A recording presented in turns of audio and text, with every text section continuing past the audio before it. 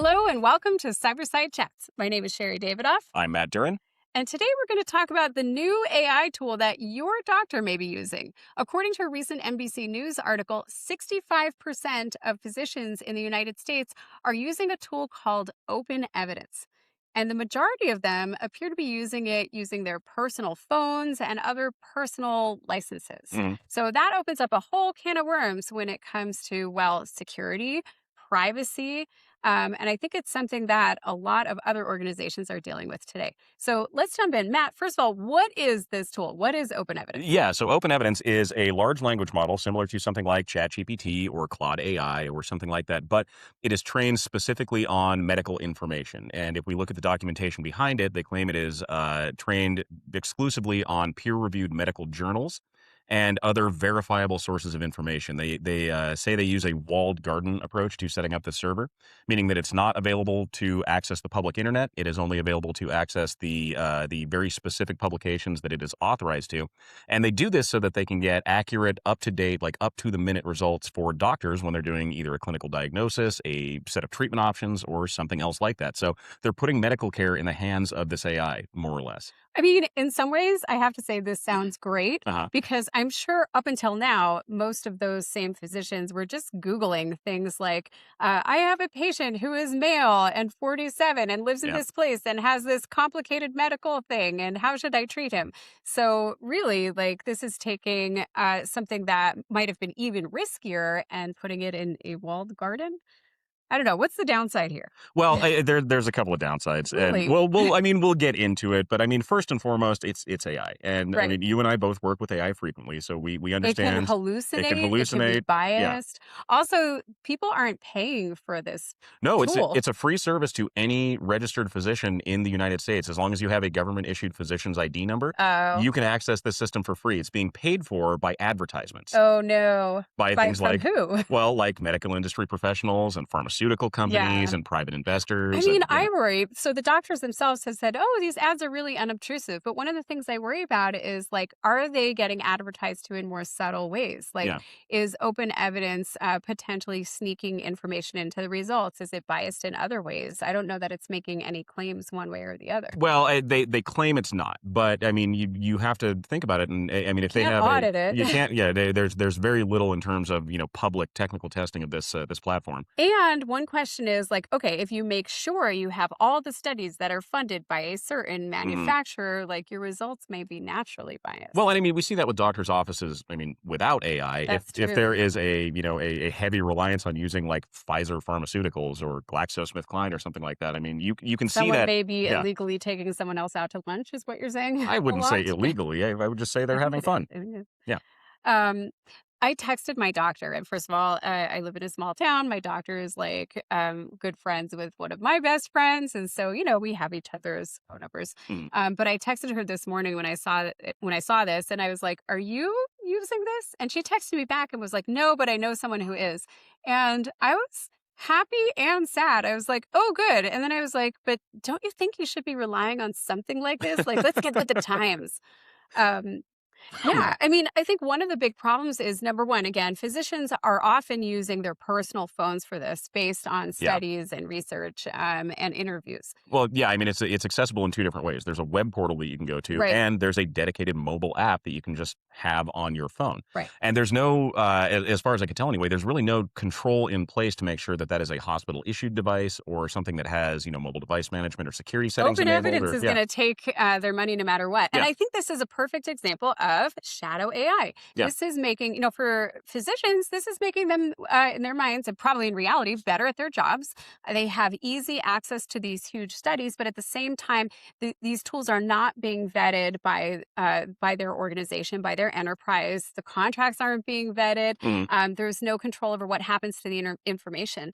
And one of the articles we read, they talked about the fact that doctors are leaving out patient names. So they think it's okay that they're entering age and gender and, the diagnosis and the geographic location, thinking nobody could ever put those pieces together. Yeah, no, there's enough data sets out there, Yes. especially like available data sets that not things that have been hacked, like things that you can just buy from a broker, where you Yeah. could pretty easily put those things together, correlate that data, especially if you're using AI, and have a pretty accurate map of who is who, regardless of the fact that their name's not there. This instantly reminded me of the Latanya Sweeney study from 1997. So, back in 1997 in Massachusetts, the state put out hospital anonymized hospitalization records. They Right. thought it was anonymized. And Latanya Sweeney, who was a grad student at Harvard at the time, did a research project. She wanted to see how easy or hard it was to re identify this data set based on hospitalization records that had no names associated at all. Right. So, what she did was she purchased for $20 the voter rolls, Hmm. which had things like birth date, gender, the location. And she was able to use that and combine it with the hospitalization records to identify Governor William Weld. And then she mailed Governor William Weld a copy of his health records. That is Um, diabolical, but well, it was a great example of the fact that you don't need to put that much effort in order to re-identify information. And sure. these days we have big data.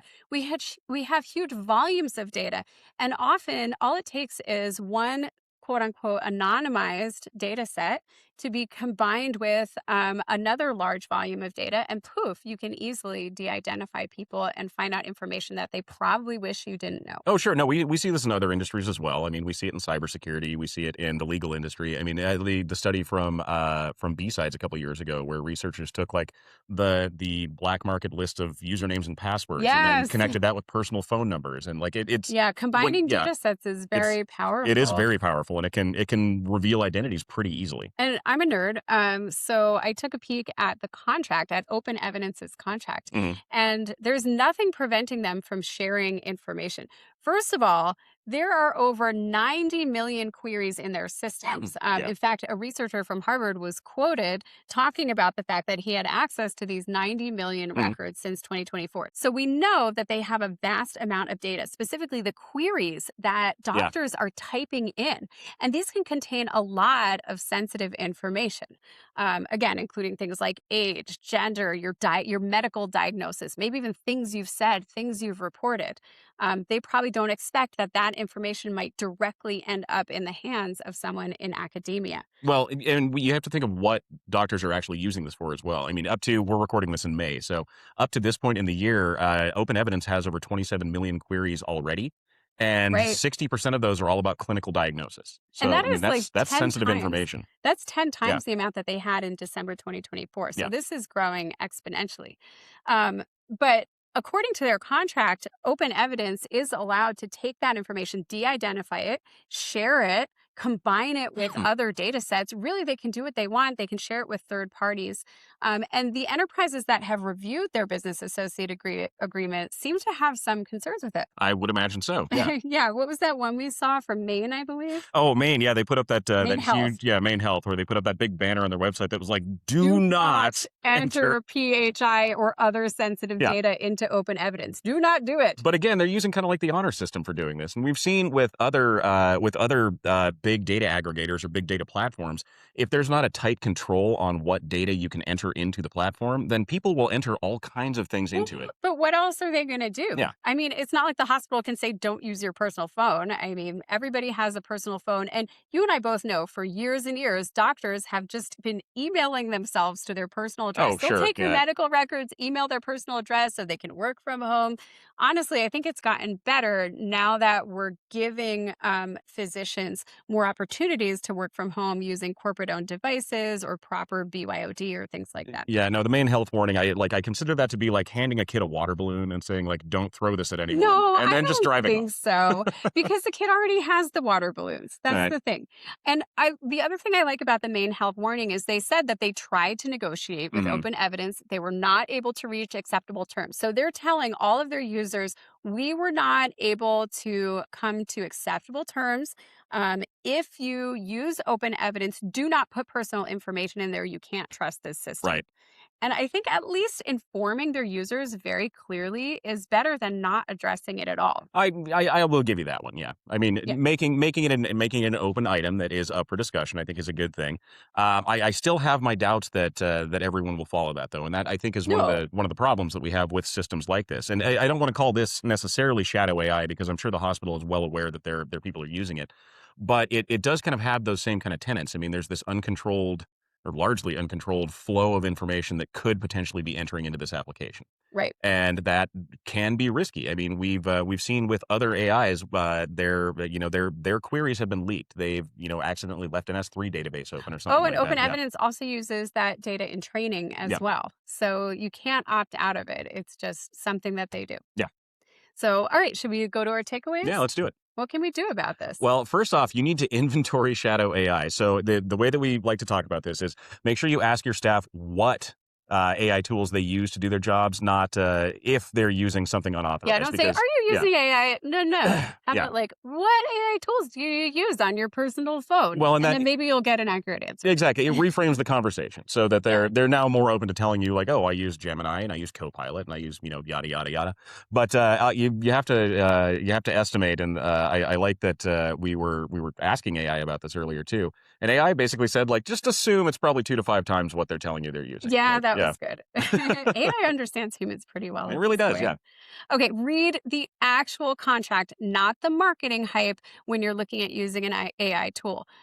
For example, the Open Evidence marketing hype says it's accurate 100% of the time, but is it, Matt? Not according to research. Yeah. So there were some researchers from the University of Texas and the University of Virginia that did a study on it, and they found that using the standard kind of benchmark they would use for medical examinations across the country, I think it's the USMLC or MLE, they found that it answered complex medical questions right about 45% of the time. Oh, So God. something that's simple, it would probably get right, but something that's a little more in depth that has multiple factors involved in it, we start to lose that accuracy. Right. And compliance is part of the marketing. So, whatever industry you're in, if you have compliance requirements and you're talking to a vendor, you should be skeptical. If you see things like, oh, they have a privacy policy, they have a BAA that they'll sign, that sounds really good. But often the privacy policy is where they tell you they're going to give your data to third parties. And the same may be true for a business associate agreement. It may be legally correct. But remember, HIPAA was invented 3 decades ago Right. at Yeah. this point. And so we really, with the modern world and modern risks, sometimes a BAA alone is not enough. And sometimes these contracts are really what lets risk in the door. Right, right. And I think we can all just agree that regulations like HIPAA usually lag a little bit behind Oh, technology, just a teeny just a tiny bit. tad Yeah. behind technology. So no, it'll need to be Maybe updated to AI can account for this. start But writing our regulations oh, that's so we frightening. keep up. Yeah, there we go. All right, your turn. The next one we want to talk about is treating your AI prompts as a potential disclosure. Yes. So if you are Every even, AI prompt is a yeah, even disclosure. if you're just removing the names, which a lot of people think means anonymized data. It's really not. There's enough identifiable information in a lot of the queries that are being put through that if you, again, combine it with something like another data set, which has similar data to it, you can link those two things together and you can figure out who someone is. Like this isn't a new thing. I mean, we've been It's a comparing lo- databases for a while. Yeah. Yeah, it's a lot like entering things into Google. You know, we've been saying for years, just because you can't see the people behind Google doesn't mean that they can't see you. Yeah. And the same is true for AI. When you put your information in there, it gets used in all kinds of ways. It does. Yeah. All right, take a position on shadow AI and communicate it, even if it's not as mature as you want it to be, even if it's not perfect. Right now, I don't think there is a perfect policy when it comes to AI. Just have a policy and start to get visibility, like start to track usage and make sure people know what's acceptable to you and what isn't, and be prepared for it to change. Yeah, no, I think that knowledge is what really comes into play here. I mean, we work with multiple different clients where we ask about AI policies and they just kind of throw their hands up in the air. They're like, I know my people are using it. I can't track it, and I really have no idea what they're putting in there. So as long as you get the knowledge out there that, yes, these are tools that are valuable, but you need to be careful about how you use them and then just provide guidelines for them on, appropriate use of these tools. I think that can make a big difference because, I mean, people aren't intrinsically trying to use these for evil. They're using it because it's a productivity tool. And if they know Yeah, the right way to use it, I think that helps a lot. Yeah. absolutely.